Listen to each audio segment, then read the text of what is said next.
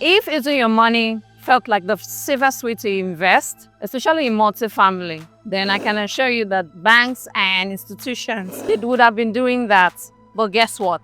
They don't. Even the so-called billionaires, name them, anyone you can name, Elon Musk, whatever. These guys literally don't use their money for investment. And that is for one major reason: risk, aside from every other thing. I'm going to explain or give us other benefits why using other people's money, leverage, is very important in investing in multifamily.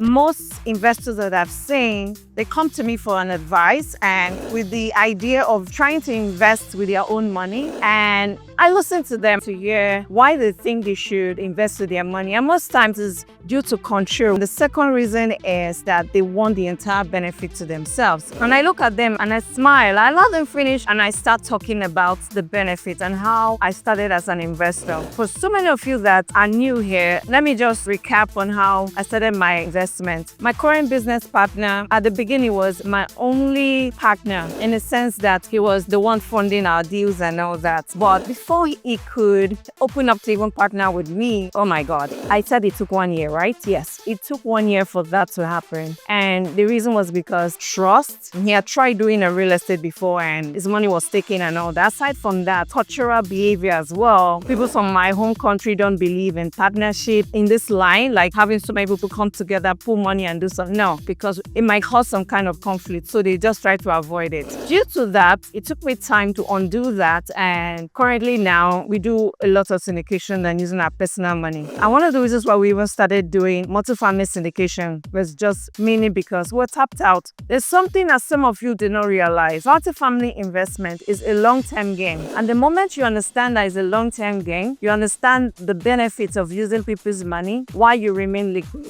I know many of you have heard about OPM, other people's money, but I'm going to break it down in a different way that you do not understand. Really, OPM is not just other people's money. It is mainly talking about capital stack.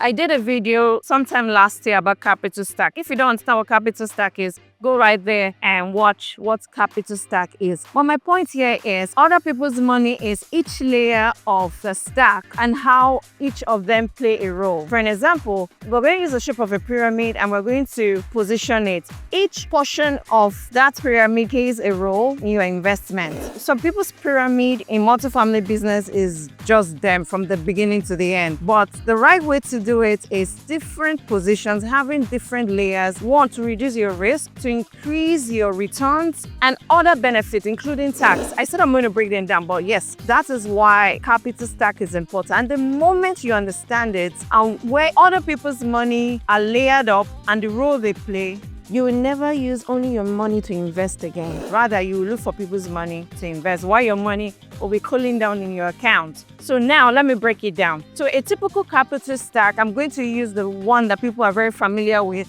We have the senior mortgage. So that is the money you get from either an agency or from the bank. Like your typical mortgage loan, you get it from the bank, from the Fannie Mae or Freddie, for those of you that are into multifamily. That is how we get the senior loan. Now, after getting the senior loan, it's possible that the senior loan is not giving you so much. You still need another layer of money. Then you go to maybe another bank to get something called mezzanine. Mezzanine is the second position in the pyramid. Then after that, it's possible that you don't still have so much money. You can get preferred equity partners on the capital stack after the mezzanine. And then let's assume it's just you. So at that point, you will now become the last layer. So the pyramid is this way. The senior mortgage is at the lowest part of it, and that's how it goes. Then you are the top part of it. The people at the lowest part of it, they give you the lowest interest rate and they take up the lowest risk. And they give you the largest portion of the other people's money.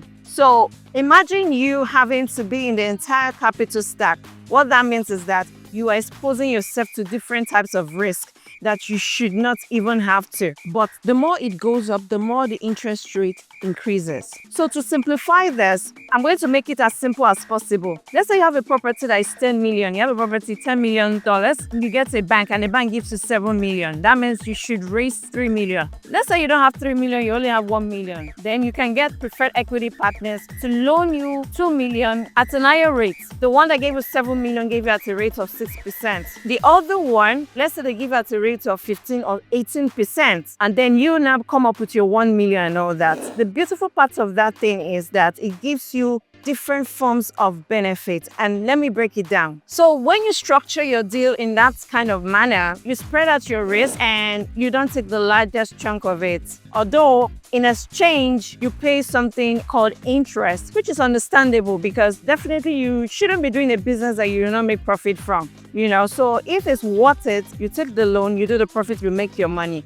Because of the risk control, that means you have limited risk or limited risk exposure to you. That's one of the beautiful things why you choose other people's money. Another thing people fail to understand is it helps to preserve capital. So when we were doing our business then, because we're using our funds, at some point we became tapped out. We didn't have money to continue investing. That was the main reason why we started syndication. You understand? Because our capital no longer existed. Our capital are gone, So using other people's money helps you to keep your capital preservation. Another benefit is the way multifamily is designed for you to scale and not for self-funding. Imagine all your entire life you've worked and your retirement funds is 5 million. That means you keep buying properties that are within maybe $500 to $4 million because I want to assume that you leave some reserve in your account. So let's assume that you're spending $500 to $4 million. What that means is that you won't go. But we're using our funds to fund our multifamily business.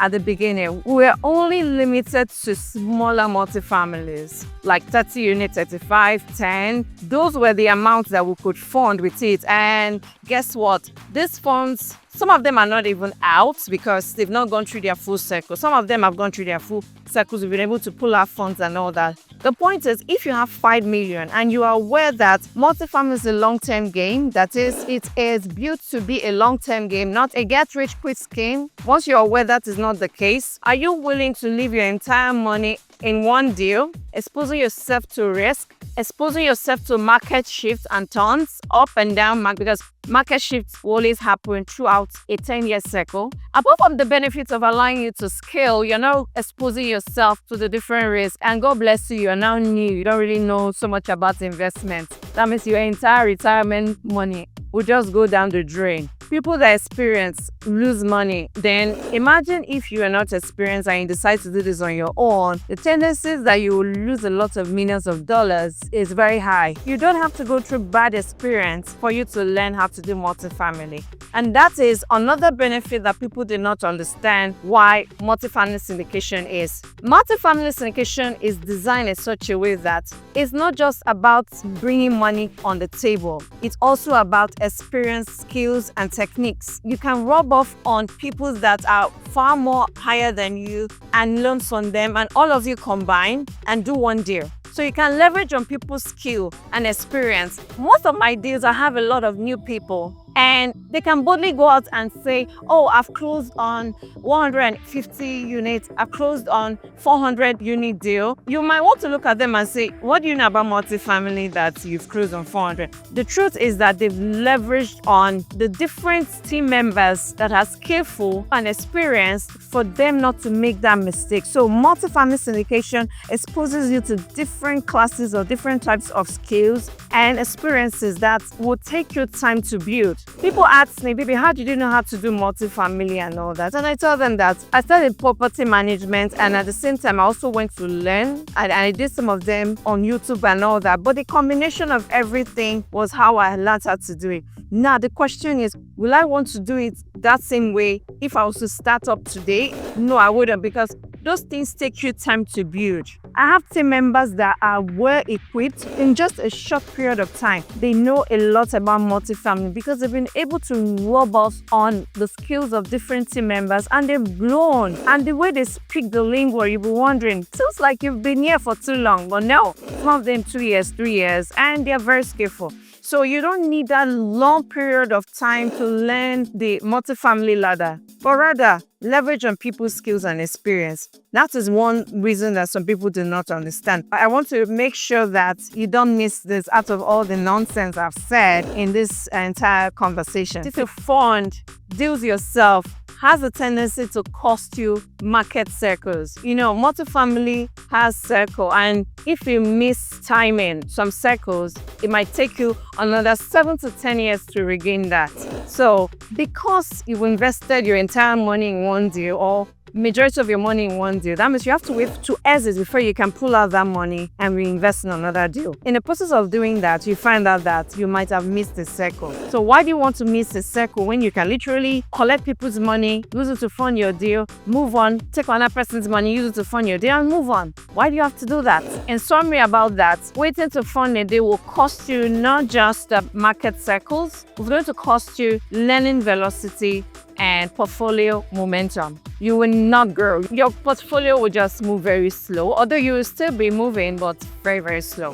Then one beautiful one that no one or people rarely talk about, not exposing yourself to excessive risk, is the most significant in my own opinion. But the second most significant one, or the benefit, is the tax benefit of using leverage or using other people's money to fund your deal. Let me explain how that works. In multifamily, depreciation is based on the full value of the property. That is, if you bought a property 10 million and maybe your down payment in that entire 10 million is 1 million, the benefit of using people's money is that we do something called the cost segregation. When we do this on all our multifamily properties, this helps us to accelerate all our depreciation, especially in the early years as people losses. So for that $10 million property that you bought, we call a cost segregation specialist. They do their study and they come. Let's say they come back, they are going to value the property based on the 10 million, not based on my 1 million. And based on it, the benefit or the tax losses I'm going to get will be based on the entire value of the property.